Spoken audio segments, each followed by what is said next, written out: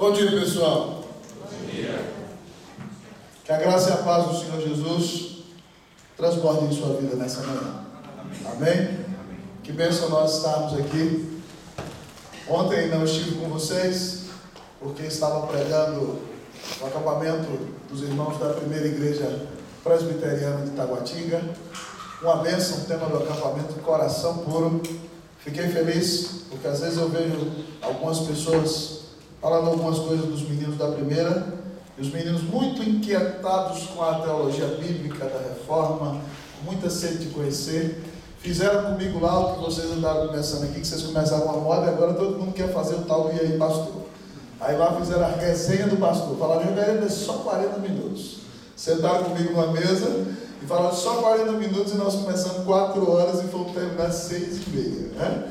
E o culto começava às 7h30, né? Então foi uma bênção poder pregar ali de manhã. Tivemos, ele pediu para pregar sobre avivamento, tivemos um momento de quebrantamento, a glória e a honra de Jesus, e à noite falamos de santificação.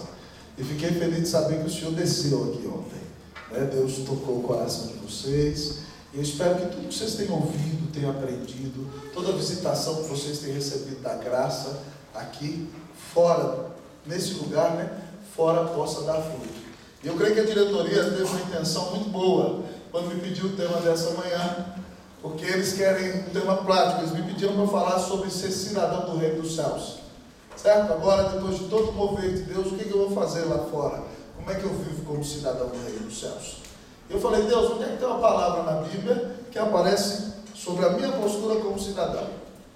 Filipenses capítulo 1, versículo 27 ao 30. Fiquei muito feliz de saber que Deus tem abençoado aqui.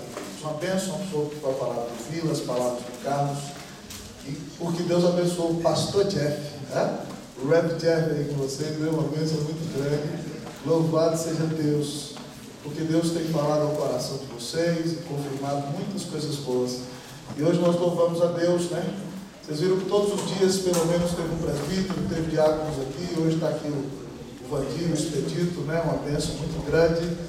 Fiquei sabendo que o Hélio Pastor foi rasgado aqui também, foi muito bom, foi até 2 horas da manhã, e foi bom ter o Carlos e o Luciano participando também junto com o Hélio, né? Muito bom, louvado seja Deus.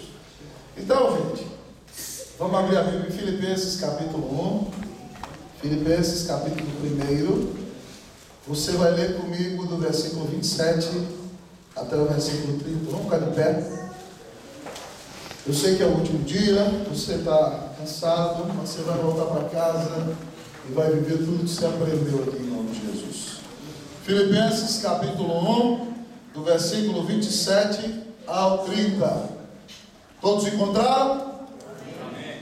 Diz assim a palavra de Deus: vivei acima de tudo por modo digno do Evangelho de Cristo, para que, ou indo ver-vos ou estando ausente, ouça no tocante a vós outros que estáis firmes em um só espírito, como uma só alma, lutando juntos pela fé evangélica, e que em nada estáis intimidados pelos adversários, pois o que é para eles prova evidente de perdição, é para vós outros de salvação, e isto da parte de Deus. Leiam comigo todos os versículos 29 e 30.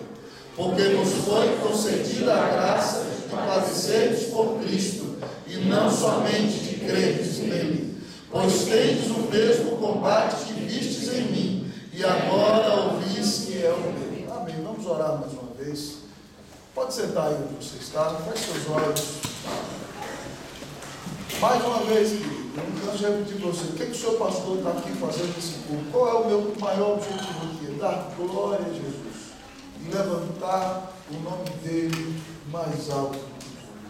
Então feche os seus olhos, vamos pedir a Jesus para dar glória ao nome dele, e enquanto ele glorifica o nome dele, ele tem prazer em nos abençoar. Então feche os seus olhos, nós vamos orar. Nós vamos cantar aquele canto que eu cantei no primeiro dia, agora vocês já sabem, nas vozes mesmo, né? Pai, eu te louvo, te amo e te adoro. Glórias ao teu nome em toda a terra. Glórias ao teu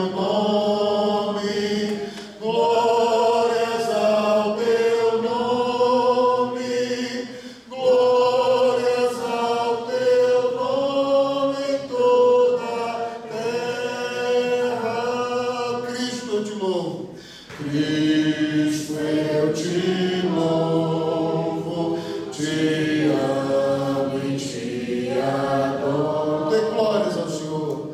Glórias ao teu nome em toda a terra. Glórias ao teu nome. Glórias ao teu nome. Glórias ao teu nome em toda a terra. Espírito, eu te louvo. Diga: o Senhor, te amo e te adoro. Glórias ao teu nome em toda a tua terra. Glórias ao teu nome em toda a terra. Glorifica o Senhor com todo o seu coração nessa manhã, querido. Glórias ao teu nome. Glórias ao teu nome. Glórias ao teu nome em toda a terra. Pai, glorifica o teu nome, Deus, nessa manhã. Jesus, levanta o teu nome bem alto nesse lugar, Senhor. Porque não há ninguém como tu, Senhor. Espírito de Deus, exalta o Filho enquanto ouvimos a mensagem.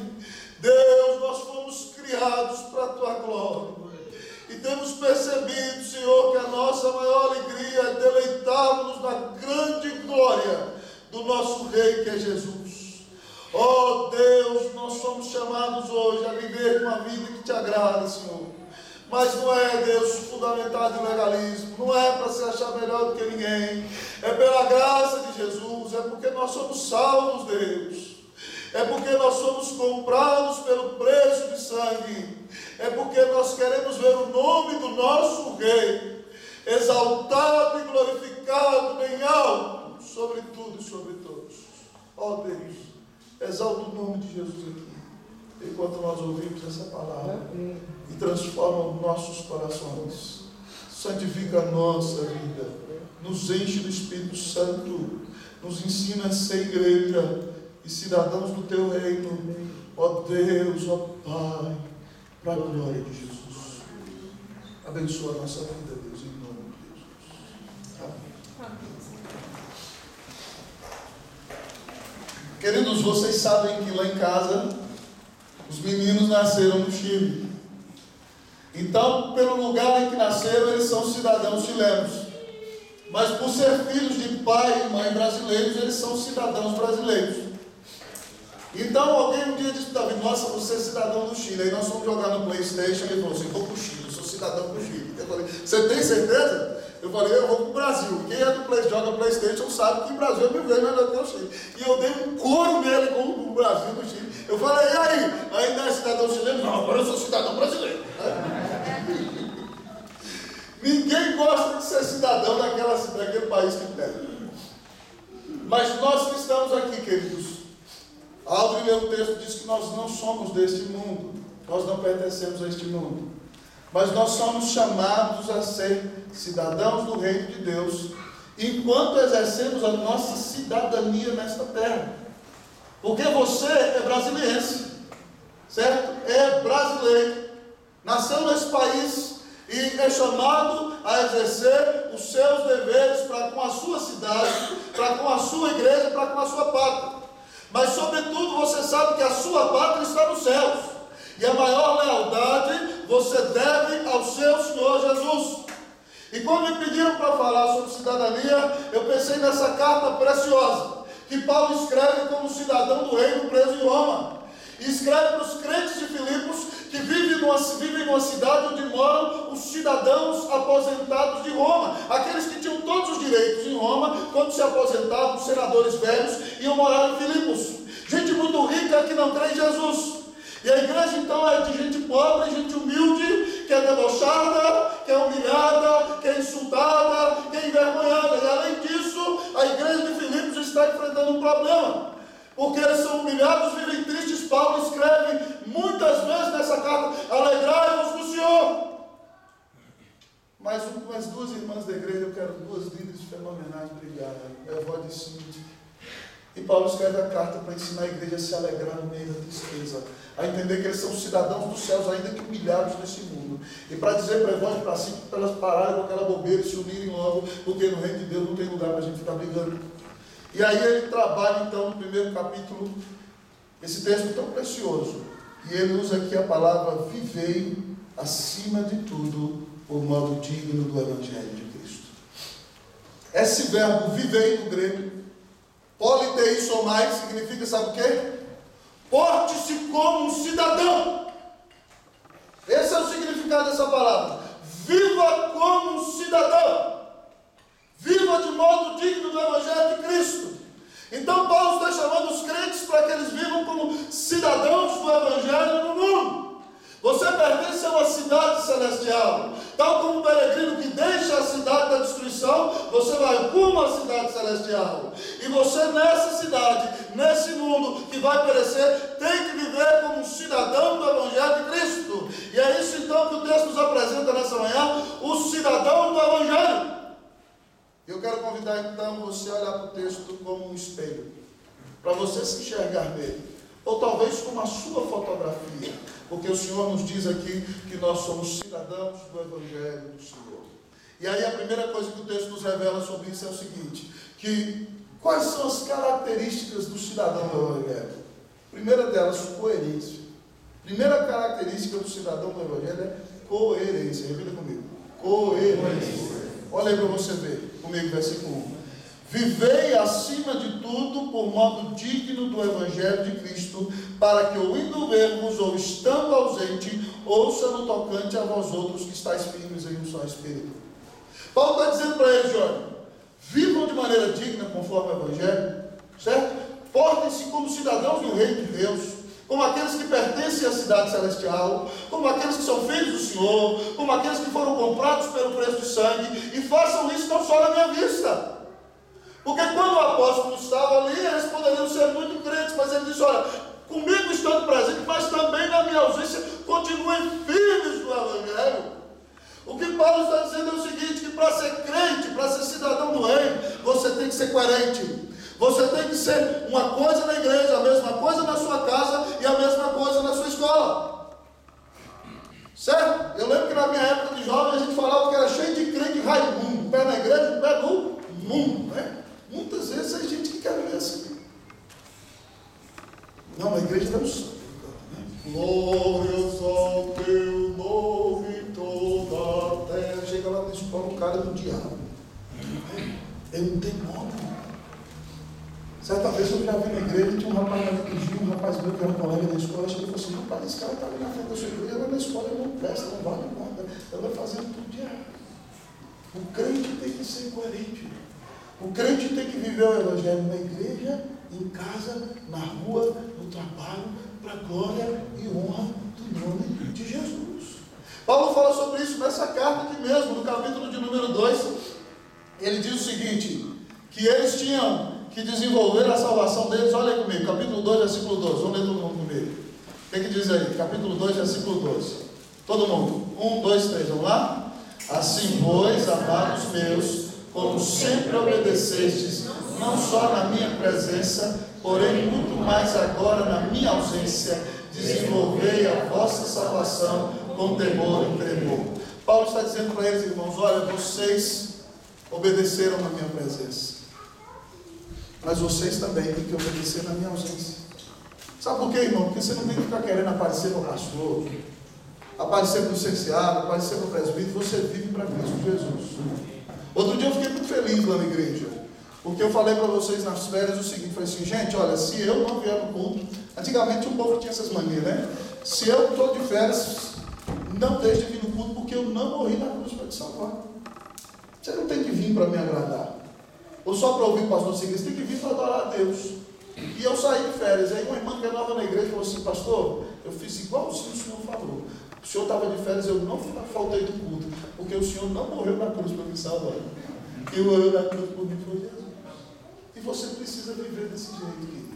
Você precisa ter aquela consciência que os reformadores nos ensinaram, que toda a nossa vida é vivida diante da face de Deus. Você tem que entender que quando você está lá na escola, Deus, Jesus está com você ali. O neto tem que entender que lá no Banco do Brasil, o Senhor Jesus está ao lado dele. E do mesmo jeito que ele está na igreja, na casa dele com a Leilani, lá ele é o Santo de Deus, ele representa o Senhor Jesus. Você precisa entender que lá na UNB, o Senhor está ao seu lado. E as pessoas que olham para você têm que ver Jesus na sua vida.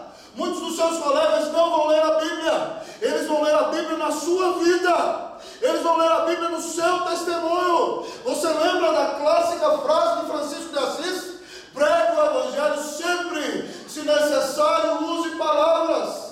A sua vida, querido, tem que ser uma pregação aos olhos, para que você tenha direito de pregar com palavras. É necessário que você seja um jovem coerente, uma menina coerente, alguém que dá testemunho de que anda com Jesus, mesmo, querido, que esteja fora dele. A sua coerência, o seu testemunho é o que vai te dar o direito de ser ouvido e falar de Jesus. Eu já contei para vocês um acampamento uns 2 anos atrás, que quando eu vim para Brasília, eu me afastei da igreja, e aí eu estava na rua com os primos que não eram crentes, e morava uma menina na frente da casa deles, que era de uma igreja presbiteriana lá em Taguatinga, certo? E passou um irmãozinho da Assembleia com a Bíblia debaixo do braço, e eles estavam falando sobre, eles viram crente expulsando o demônio na esquina, e aí ele virou para mim e falou assim: olha, a minha vergonha é isso, irmãos. Ele fala assim: esse crente aí tem poder, não é como você e a fulana. E eu entrei para dentro do quarto e fui pedir perdão a Jesus, com os meus 15 anos de idade, chorando, pedindo perdão a Deus pelos meus pecados. E louvado seja Deus, porque o Senhor teve misericórdia de mim. E eu entrei para o grupo daqueles que davam testemunho de poder. Isso pode acontecer com você, mas você precisa, querido, buscar viver uma vida coerente. Você precisa entender que Jesus está com você em todos os momentos. Que você não vai ficar assoviando as meninas na rua, você adolescente que diz, não é porque ninguém da igreja não está vendo, não. Não é porque seu pai e sua mãe estão vendo, não. É porque vai desagradar o Senhor Jesus. É porque você ama demais o Senhor. É porque você entende que nunca ninguém te amou como Salvador. É porque você entende que você é precioso para Deus. É porque você entende que você morreu para si. É porque você entende que você foi comprado pelo preço de sangue e já não se pertence mais a si mesmo. Mateus morreu. Agora quem vive na vida do Mateus é Jesus. Caio, quem vive na vida do Caio é Jesus. Então, queridos, que as pessoas vejam Jesus em nós. O cidadão do Evangelho é aquele que é coerente. Tem alguma incoerência na sua vida, querido? Se eu trouxesse hoje um colega seu, adolescente lá da escola, que ele falasse aqui em público sobre o seu testemunho, o que ele falaria para nós sobre a sua vida? Se eu trouxesse um colega seu de trabalho, ele falasse assim: olha, fulano de tal é assim, assim, assim, o que ele diria de você? Nós precisamos viver uma vida coerente, amados irmãos. Domingo de manhã, uma irmã deu testemunho em nossa igreja, vocês estavam aqui no acampamento. Estou aconselhando essa irmã há 2 anos, e ela no seu trabalho se levantou contra uma fraude, num concurso público que queriam colocar pessoas sem passar pelo concurso. Ela se levantou, foi processada pelo governo do Distrito Federal, e a questão foi muito séria. Eu estou acompanhando há 2 anos, ela chorando, entrando em depressão, achando que não vai conseguir, se levantando contra a gente que manda na nossa cidade.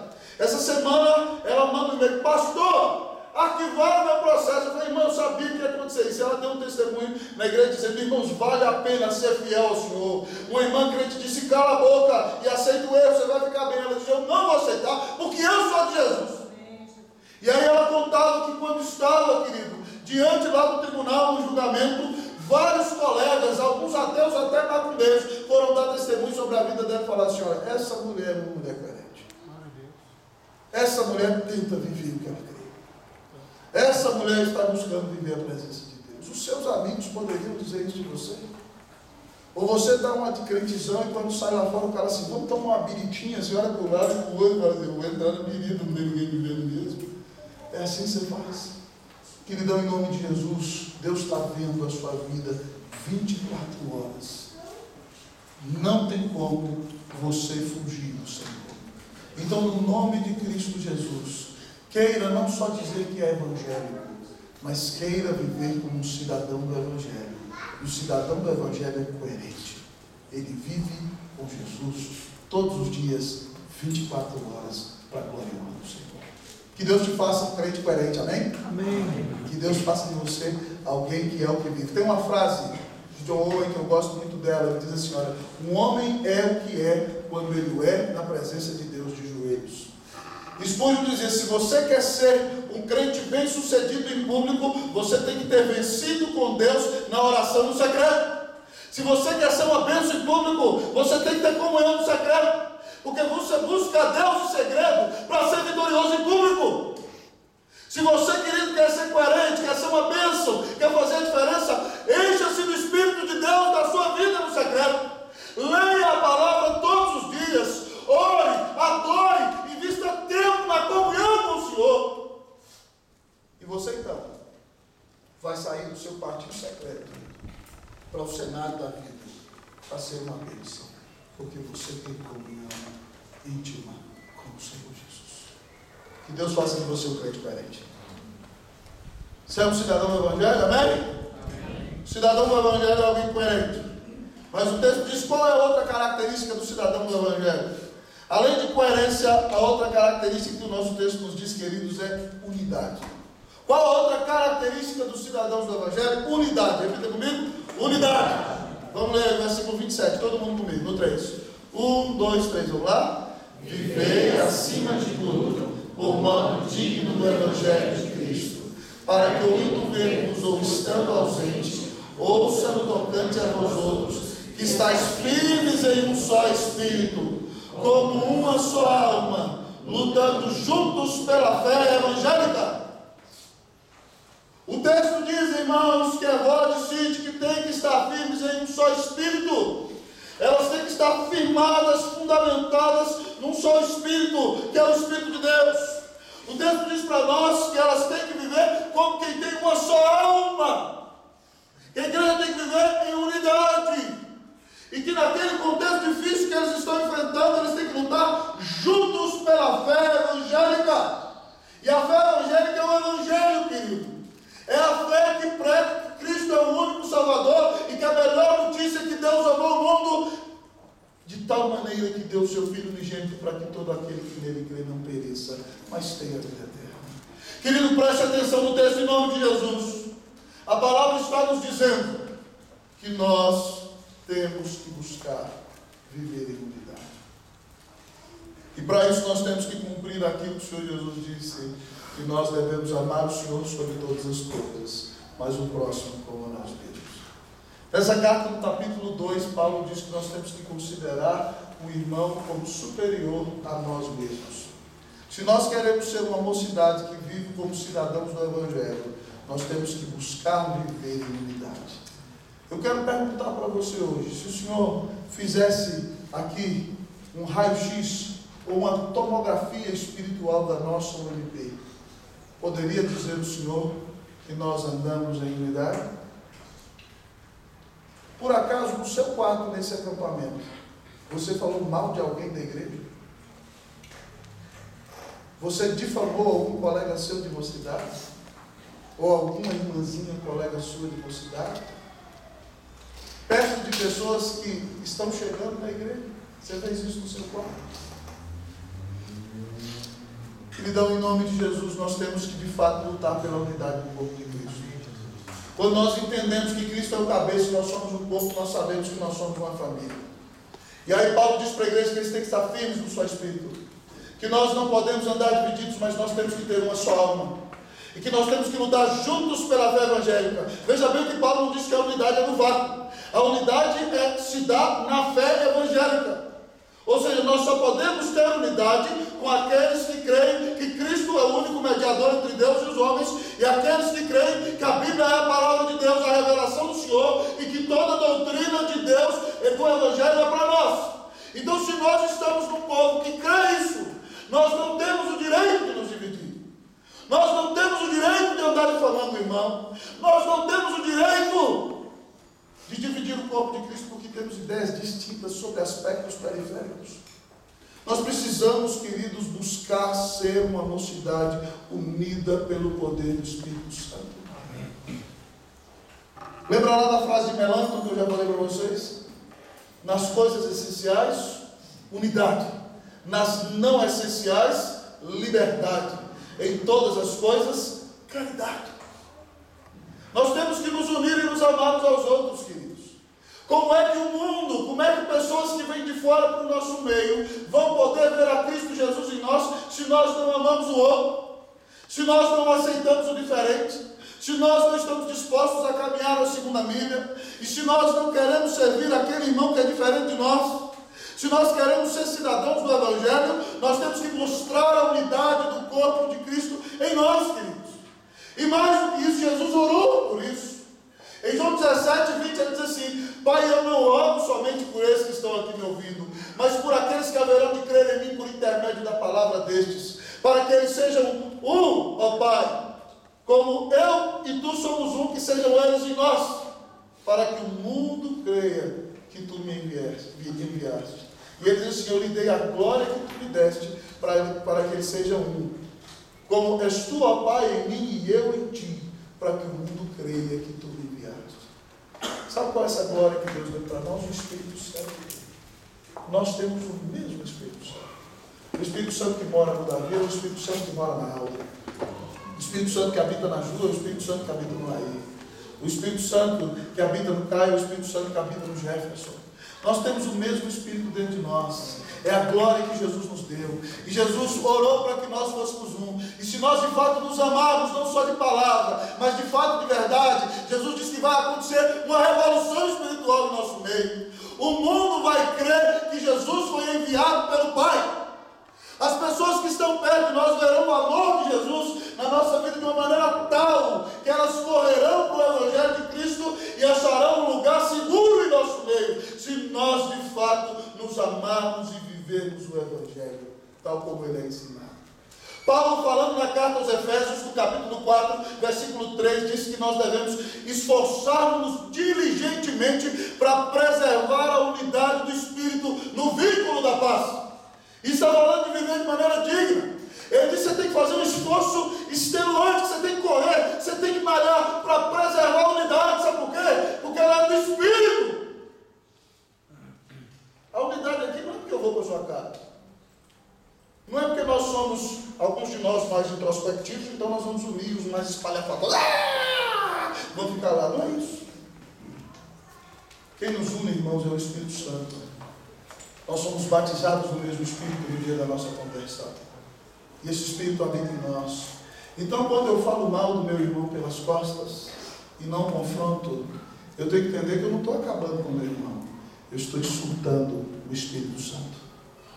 Quando eu não tenho coragem de chegar para ele e dizer o que o Evangelho diz: se o teu irmão pecou contra ti, vai entre ti e ele só. Eu estou ofendendo o Espírito de Deus. Eu estou entristecendo essa pessoa preciosa que é o Espírito do Senhor. E a Bíblia diz em Efésios 4:30: não entristeçais o Espírito do Senhor, com o qual fostes selados para o dia da redenção. A Bíblia diz mais: não apagueis o Espírito, querido. Sabe qual é a ideia que Paulo dá? Que o Espírito Santo é uma fogueira dentro de nós, certo? É uma chama. Então, à medida que você vai lançando lenha, a lenha da oração, a lenha da vida piedosa, a lenha da adoração, a lenha da santidade, a lenha do amor ao seu irmão, essa fogueira vai se inflamando, de repente é uma tocha poderosa e um fogo que ninguém pode resistir. Mas quando você pega contra Deus, quando você fala mal do seu irmão, quando você difama, aquela fogueira vai diminuindo, vai diminuindo, vai diminuindo. E se você é de Jesus, vai ficar um fiozinho de chama ali. Porque Jesus não deixa ir aqueles que são seus. Mas você vai viver triste, deprimido, decepcionado. quebrado. Preste atenção, querido, quando você fala do seu irmão, quem sofre é você, porque você se entristece. Quando você não perdoa o seu irmão, querido, é você que vai viver triste. Quando você vive brigando com o seu irmão por causa de coisas periféricas e não ama, e não caminha segundo a mira com ele, é você que vai viver com a cara doada. A alegria do céu não vai inundar seu coração, e você não vai ser a bênção que Jesus preparou para que você seja. Nós temos que lutar, irmãos, para preservar a unidade do Espírito. Eu não sou muito afeito a contar testemunhos pessoais, mas eu vou contar um negócio para vocês. No meu primeiro ano de pastorado no Chile, nós chegamos para pastorear uma igreja que tinha uma cultura diferente da nossa igreja no Brasil. Uma igreja, já disse para vocês, extremamente litúrgica. Todo domingo eu pregava com a toga. E todos os passos da liturgia certinho. Um oficial disse, no dia que botar a bateria aqui vai ser sobre o meu cadáver. Eu falei, não fale isso não, senão você vai morrer. Entendeu?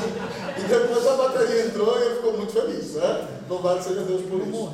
Mas foi um ano muito difícil. Foi um ano de um grande desafio. E nós chegamos ali e pegamos uma moçada assim, mais ou menos da idade de vocês. E era um grupo de jovens que tinha 15 jovens durante 10 anos. E no acampamento o Espírito Santo de Deus desceu, como desceu aqui ontem, e eu fiz um desafio para os meninos, quero 70 jovens na próxima reunião de jovens sábado, de 85. 15 jovens fizeram uma revolução, levaram seus amigos. E a partir dali nós começamos a orar, todos os sábados antes da reunião da mocidade. A reunião era às 8, às 7h30, às 6h30 nós chegávamos ali, e você via mais de 20 e 30 jovens de joelho clamando o Senhor Jesus. E o negócio começou, o fogo começou a pegar de tal maneira, querido, que nós resolvemos orar às 6 horas da manhã na quarta-feira. E era gelado, imagine eu, 5 graus abaixo de zero, o pessoal ria de mim que disse que só dava para ver meus olhos. Era luva, era cachecol, era touca, e eles, alguns até de camiseta, eu morrendo de frio.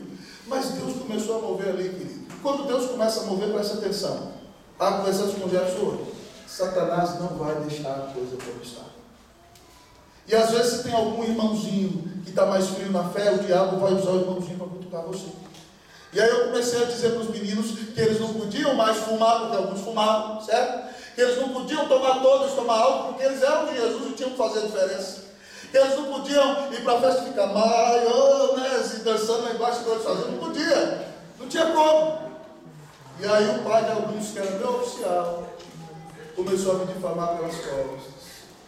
Começou a dizer, o pastor Rosta é um fanático, a Cleusa é uma fanática. Eu fui confrontar o irmão, estava chegando a hora de ter que disciplinar o oficial. A situação estava tensa. Um dia a gente saiu para a mocidade, o oficial, olha para minha esposa, aquela mulher ali que você vê como um anjinho santa, sentou do meu lado, senta aqui, pastor, vamos brigar. A ponto de Cleusa dizendo, eu não quero saber de briga, isso não é de Deus. Nesse dia. E eu ali no joelho, orando. Eu não estava errado, eu estava certo. Certo, eu estava lutando pelo Evangelho, mas meu coração começou a ficar chateado, gente. E passou o ano e tal, e eu falei, não, Deus, tudo bem. Fui lá, confrontei várias vezes, fiz meu papel, como a Bíblia diz. E aí eu vim para a casa da minha sogra nas férias. Falei, Deus, estou pregando o teu Evangelho, estou vindo fiel. E aí eu li, irmãos, que Jesus manda você lavar os pés do seu irmão. Ele diz que ele lavou os pés dos discípulos e que nós tínhamos que fazer a mesma coisa. E na hora, enquanto eu li aquele texto, o Espírito de Deus me mostrava na leitura das Escrituras que eu tinha que fazer isso. Eu falei, de jeito nenhum. Eu sou presbiteriano não invento essas palhaçadas. Eu sou presbiteriano, não faço isso de jeito nenhum. E aí, lendo o texto, Deus me incomodando nas férias, eu falava, Deus, eu não vou fazer de jeito nenhum, né? Usando o argumento do sou presbiteriano para defender o meu argumento. Eu falei, nunca vou lavar o pé de ninguém, isso não é de Deus, não. E aí eu li as Escrituras e fazia as regras, e Jesus está lá. Eu sou mestre e lavei os pés, você também tem que lavar. Mas, Senhor, quem errou foi ele, não foi eu. Lava os pés, irmãos, eu voltei para o Chile, deu fevereiro, Deus não me dava paz. Eu li a Bíblia, aquele negócio incomodava no meu coração. No culto da sexta-feira da Páscoa. Não por convicção, por imposição celestial. Nós chamamos todos os diáconos e presbíteros lá na frente. E contra a minha vontade, eu disse, irmãos, essa não é a minha. Eu jamais faria isso. Mas Deus está me mandando, pela sua palavra, lavar os pés dos irmãos. Até daqueles que muitas vezes se levantam contra nós. Eu fui, querido, obrigado pelo Senhor. Lavar os pés daqueles irmãos. Chorando. E eu não sabia o que Jesus ia fazer. Mas aquele negócio foi um negócio tão especial. Tão especial porque por mérito meu eu jamais faria. Mas aquelas pessoas estavam ali e choravam. O próprio irmão não entendeu direito, a igreja toda chorando. Mas depois daquele dia, querido, começou a correr em Santiago, que na sexta igreja estava acontecendo um avivamento. E depois daquele dia, Deus lotou a igreja. Sabe por quê? Porque o homem foi humilhado e Cristo foi exaltado. Isso precisa acontecer na nossa vida, sabia? Deus não vai dividir o lugar dele com você, querido. E talvez você está precisando baixar essa cabeça sua, orgulhoso. Quebrar essa crista. Ser mais humilde. Se humilhar diante dos seus irmãos. Talvez é o que está precisando acontecer. Naquele dia, enquanto nós chorávamos, os presbíteros vinham abraçar os diáconos, lavando os pés dos outros, a igreja chorando, com seus oficiais quebrados, humilhados diante do Senhor. Eu não queria. Eu despeguei, mas eu sou orgulhoso, eu não quero fazer isso não. Mas Deus está me obrigando. E era o que precisava ser feito. E tem dia que a gente tem que parar tudo e se humilhar diante dos irmãos. Nicodemos, reverendo Augusto Nicodemos, contou uma história para nós, lá no Chile, lá no pátio da nossa igreja. Nós estávamos fazendo um churrasquinho, nós levamos isso para ele para pregar lá. E ele falou que era pastor, lá no Recife. Reverendo Heber Luiz César era pastor da igreja presbiteriana das Graças, onde estão o Beto e a Flávia. Chamou ele para pregar no domingo e ele estava gripado. Ele ligou, pastor, não vou não. Ele tinha um sermão sobre perdão no dia. Eu não vou não, pastor, estou me sentindo mal. Pastor, não, reverendo, vem. Eu falei para ele, o senhor vem, mas eu não vou pregar bem hoje, eu estou meio gripado. Não, eu faço questão que o senhor venha. Se for o caso, nós vamos buscá-lo aí e trazê-lo de volta. E ele disse que foi. E chegou lá, abriu a palavra, e ele disse que nem sentiu que pregou tão bem naquele dia. Mas ele disse que quando ele sentou, para você ter ideia, ele terminou de pregar. Um diácono levantou e pediu a palavra, falou assim, olha, eu quero confessar um pecado aqui. Eu estou falando mal do meu pastor e da esposa do meu pastor. E aí, uma jovem se levantou. Uma missionária hoje, que é minha amiga, está no campo missionário, se levantou no culto. Pediu perdão para a prima. E o pastor foi embora e disse que aquele povo ficou ali até meia-noite e meia, fechando a porta, lavando roupa suja. Tem dia que a gente tem que fechar a porta para lavar roupa suja. Então, no nome de Jesus, eu quero pedir algo para você. Estou falando como seu pastor agora. Você anda rancoroso com algum irmão da igreja? Como é que o Espírito Santo de Deus vai usar uma pessoa que está com o coração cheio de rancor? Você anda com raiva de irmãos da igreja? Você está com o coração cheio de ódio? Você fala assim, aquele fulaninho para mim é difícil. Preste atenção. Aquele fulaninho, Jesus morreu por ele. Caminha com ele ao segundo da vida. Hoje Deus está te chamando a um renovo, querido.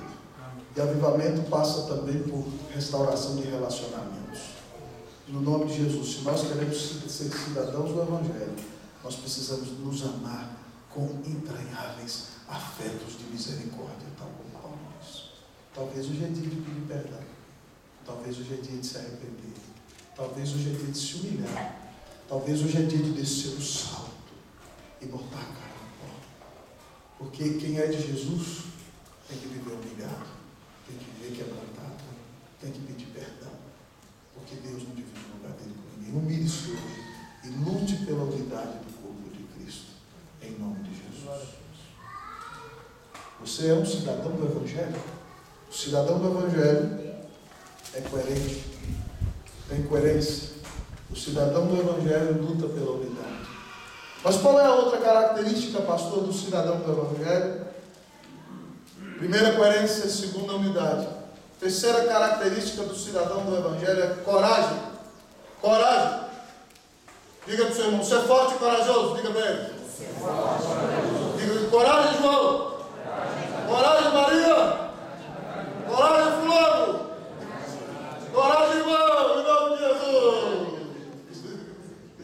Olha aí, vamos ler o versículo de número 28. Vamos ler o versículo 28. 1, 2, 3, todo mundo comigo. Vamos lá. Pelos adversários, pois o que é para eles prova evidente de perdição, é para vós outros de salvação, e isso da parte de Deus. Coragem, Mário!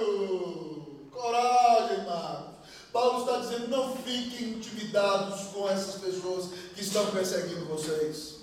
Não se deixe intimidar pelo mundo. Não se deixe intimidar por aquilo que o mundo diz que você não pode falar. Não se deixe intimidar quando o mundo disser, você não pode pregar o evangelho para mim, porque cada um tem sua verdade. Não se deixe intimidar. Paulo está dizendo para os irmãos, coragem, porque os adversários estão se levantando para calar a boca de vocês. Mas presta atenção, o que para eles é prova evidente de perdição, para vocês é prova de salvação em Cristo Jesus. O que significa isso? Os romanos, quando viram os cristãos serem açoitados, quando viram os cristãos serem lançados às feras, quando viram cristãos serem queimados, estão dizendo, olha, esses miseráveis estão perdendo a sua vida, é uma perdição terrível, por um Deus que eles nem veem, como é que eles fazem um negócio disso? Eles são um bando de idiotas, eles não sabem o que eles creem, eles são os bobos. E aí Paulo diz, olha, o que para eles é prova de perdição, para vocês é prova de salvação. O fato de vocês resistirem firmes com Jesus até o final, até em face da morte, é o sinal de que vocês pertencem ao Senhor. É um sinal de que vocês são do Senhor. E isso vem para a vida de vocês da parte de Deus.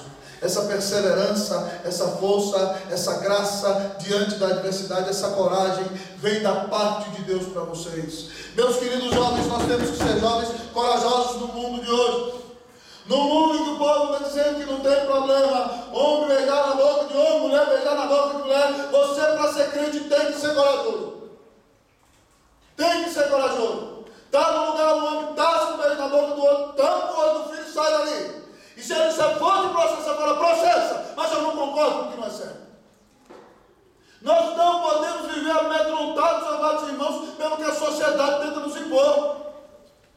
Hoje a pós-modernidade, então, cada um tem sua verdade. Você é presbiteriano, eu sou católico. Não, você fala assim, não se trata de religião, não. Jesus é o único caminho que leva a Deus. Nós precisamos manter a fidelidade ao Evangelho, queridos. Nós não temos para onde correr. E nós precisamos ser gente de coragem. Hoje a gente precisa de gente de coragem. Hoje para ser crente é diferente, muito mais difícil do que talvez há 20 anos atrás. Porque você precisa ter coragem para dizer, eu sou de Jesus. Quando seu amigo fala assim, olha, vamos me dá só uma cheiradinha, tem uma fileira de coca ali, só faz assim, ó, vai sentir um prazer em mim. Você fala, eu não preciso disso. Eu sou de Jesus. Eu sou de Jesus. Toma só uma bebidinha. Se você tomar aquela gatinha ali, vai saber que você fala, eu não preciso disso. Eu sou de Jesus. E aquela gatinha ali é muito linda, mas Jesus tem preparado uma para mim, não precisa ser ela não. Porque ela pode ser bonita por fora, mas pode ser um instrumento do capeta para destruir a minha vida. Você precisa ter coragem, meu irmão. Ser crente não é porque... Não, ser crente é mais um cara má, de verdade, né, Deus? Né? E é para mulher firme, mulher de Deus. Né? Para ser crente nos dias de hoje, você tem que ter coragem. Coragem para viver o Evangelho. Coragem para dizer que não. Coragem para dizer ao mundo que é um só Deus e um só mediador entre Deus e os homens. Coragem por amor para dizer aos seus familiares, aos seus colegas, que só Jesus Cristo salva, que só Jesus Cristo perdoa pecados, que só Jesus Cristo é quem pode nos levar a Deus. Amém. Se você é de Jesus, você é chamado a ter coragem. Quando alguém vira você, você fala assim, você é carente, você fala, sou mesmo. Eu não preciso de álcool para ser feliz. Eu não preciso viver atiçando a minha carne para ser feliz. Eu tenho Jesus. E tendo Jesus, querido, talvez o que para o mundo é prova de perdição, o povo vira e fala assim, coitado do Pedro, nem aproveita a vida. Está todo mundo aqui na escola, todo mundo, o cara beija 10 uma semana e o Pedro, porque é crente, não quer beijar 10. Pedro, você está aproveitando a vida. Você anda com Jesus. Continue firme. Certo? A Carol não é uma menina que fica com todo mundo na escola. Glória a Deus, porque a Carol é de Jesus. A Carol não precisa ficar com todo mundo na escola. Ela é feliz porque ela é salva, ela é amada. Ela tem Jesus no coração dela. Ela pode ter coragem. Meu queridão, tem que ter coragem para ser crente. Tem que ter coragem para andar com Jesus. Tem que ter coragem para fazer toda a diferença. Você tem coragem, querido? Você é um crente firme? Você está disposto a enfrentar a adversidade? Hoje eu estou só nos testemunhos. Quando eu tinha 15 anos, eu estava firme na igreja, né? E aí meu pai veio os meninos da minha idade, os colegas, tudo na andar. Certo? Eu firme na igreja. Eu não estava namorando 10, nem 12, nem tal, né? Já tinha passado por aquela fase do mundo, firme na igreja. E meu pai chegou para mim: vem cá, não estou te vendo namorar. Você gosta de mulher? Eu falei: gosto e muito. Por que você não está namorando as meninas aí, fazendo as coisas erradas? Eu falei: porque Jesus não se agrada disso, pai. E eu sou crente, eu tenho que viver o evangelho. Se eu te levar num lugar e uma mulher ficar com você, você vai? Eu falo: pai, não vou. Não vou porque eu sou de Jesus. O senhor não se preocupe não, na hora certa a minha bênção vai chegar. Amém. E Deus é bom, porque eu podia ter caído. Mas você precisa ter coragem, querida. Tenha coragem. Tenha coragem de viver o evangelho. Creia no Senhor. Ele não vai te abandonar. Tem uma frase que Deus diz a Josué que eu acho sensacional. Josué capítulo 1, versículo 9. Deus diz: não te mandei eu ser forte e corajoso. Não temas, nem te espantes, não te atemorizes, nem te espantes, porque o Senhor teu Deus é contigo por onde quer que andares. Por que você vai ser corajoso? Porque o Espírito de Deus habita em você. Porque você tem a espada do Evangelho. Porque o anjo do Senhor que se acampa ao redor dos que o temem e os livra está com você. Porque Jesus disse que vai te carregar no colo. E porque ainda que você ande pelo vale da sombra da morte, você não temerá mal nenhum, porque o Senhor está contigo, a sua vara e o seu cajado vão te consolar.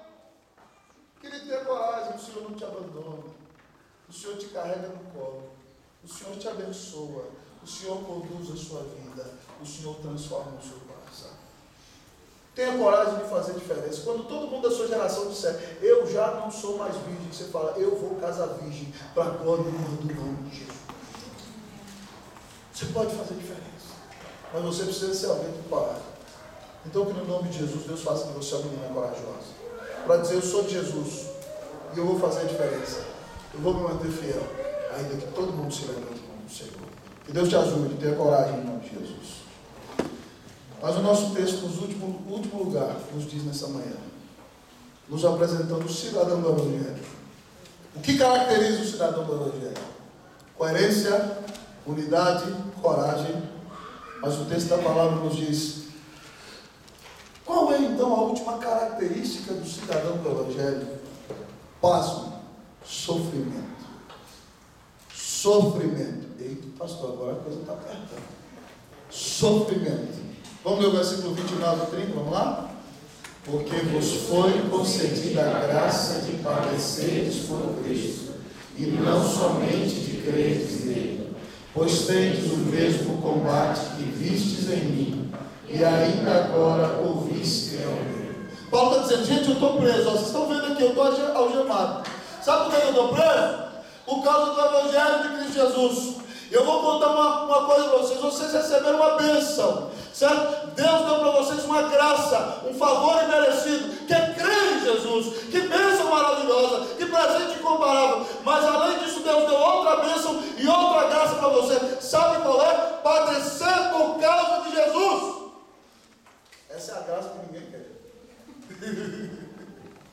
Mas o texto diz para nós claramente: olha, nos foi concedida a graça de padecer por Cristo, e não somente de crentes nele. E vocês lembram, querido, dos discípulos, quando eles eram perseguidos por causa do nome de Jesus? Para eles era uma honra. Lembra de Paulo e Silas presos na cadeia, louvando a Deus, porque eles estão sendo perseguidos por causa do nome de Jesus. Você está disposto a sofrer, se necessário for, por causa do nome de Jesus?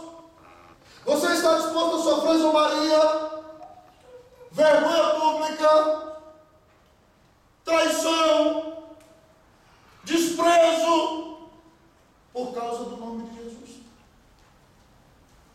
Imagina se Jesus não estivesse disposto a sofrer por você tudo aquilo que ele sofreu na cruz do Calvário. Nós temos que estar dispostos a sofrer por causa do nome do Senhor Jesus. Se o seu pai e sua mãe te perseguir por causa do nome do Senhor Jesus, mantenha-se firme no Senhor Jesus. Se os seus familiares zombarem de você, mantenha-se firme no Senhor Jesus. Se Deus te chamar hoje aqui, talvez para abandonar tudo e ir lá para a África pregar o Evangelho, vá disposto, querido, porque Cristo deu a vida por você. Como dizia o nobre missionário: se Jesus Cristo é Deus e Ele morreu por mim, não existe sacrifício tão grande que eu possa fazer por Ele. Você está disposto a sofrer por causa do nome de Jesus? É um privilégio sofrer por causa do nome de Jesus, queridos. Ronaldo Lidório, no seu livrinho pequeno, o primeiro livro que ele lançou sobre missões, conta quando ele foi pregar lá no Peru, lá naquelas montanhas onde havia um sendeiro luminoso. E ele estava pregando numa igreja e de repente então aquela máfia, aqueles traficantes entram na igreja com espingarda, com metralhadora. E então Ronaldo era professor do seminário de Recife. E ele diz então que ele vai encapuzado e eles então o levam para uma muralha e onde ia fuzilar todo mundo. E ele disse que estava com medo naquela hora. E ele disse: Senhor, eu estou muito triste, porque no seminário ensino que muitos mártires morreram por causa do nome do Senhor. Eu estou morrendo de medo aqui agora. Então, Senhor, se eu sou do Senhor, tira todo o medo do meu coração. E se o Senhor me tirar daqui, eu vou seguir pregando esse evangelho. Mas se eu ficar com medo, eu não prego mais esse negócio. E Deus naquele momento encheu o coração de paz. E aquele homem começou a louvar a Deus. E ele ouviu o barulho da metralhadora. E de repente alguém entrou correndo ali. Havia um jovem crente da igreja com o Ronaldo na hora. Entrou correndo ali.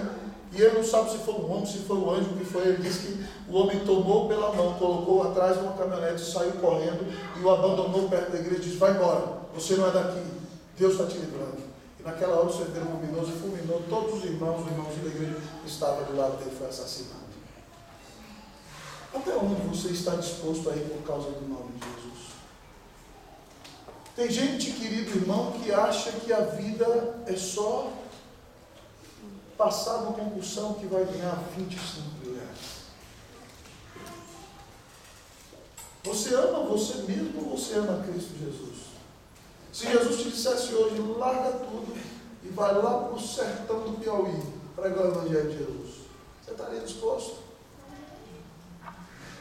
Se o Senhor dissesse para você hoje: olha, hoje eu não quero que você seja o presidente da República, eu quero que você me glorifique sendo um missionário que prega lá no sertão do Nordeste, no lugar onde o dízimo mensal da igreja é 500 reais por mês, e você vai viver de oferta, você teria coragem de fazer? Não necessariamente Deus vai pedir isso para todos nós, mas eu quero saber: você está disposto a sofrer por causa do nome do seu Senhor?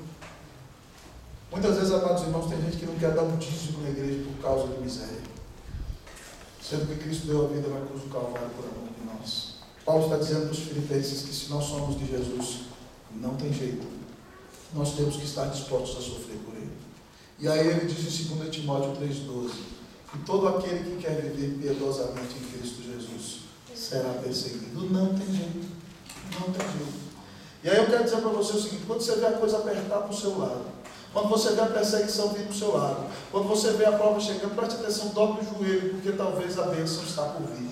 Eu costumo falar sempre com o Jefferson: quando a coisa começa a apertar, quando você vê perseguição, quando você vê dificuldade, fala: olha, está chegando uma bênção aí.